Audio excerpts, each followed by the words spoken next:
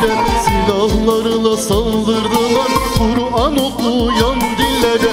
Bakın işte Şehit Ahmet kana boyanmış yerlerde, can verirken Yaradana bağırır ya Hüseyin diye. Bakın işte Şehit Ahmet kana boyanmış yerlerde, can verirken Yaradana bağırır ya Hüseyin diye. Sen özüydün canımızın timsali ahde vefalı, aşığıydın şuhedanın sen ey şehit Şehit Ahmet. Aşığıydın şuhedanın sen ey şehit Şehit Ahmet.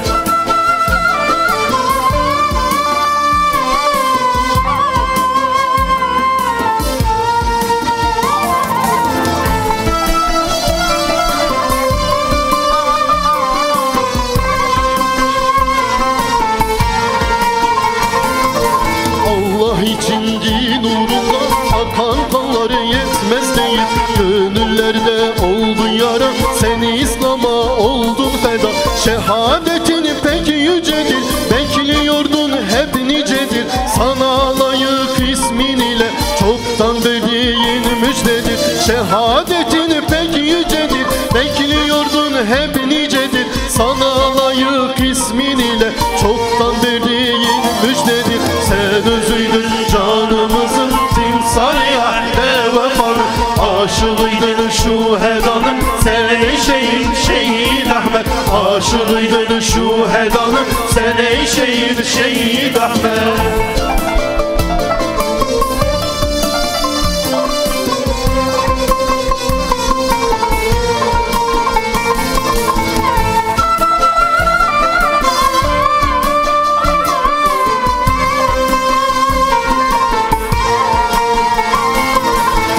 Katartan acılarda feryat ya Hüseyin ya Hüseyin, ölüm gibi sancılarda feryat ya Hüseyin ya Hüseyin. Geceler secde kıyamda, uzun uzun namazlarda şehadeti isterdin hep çekinmeden meydanlarda.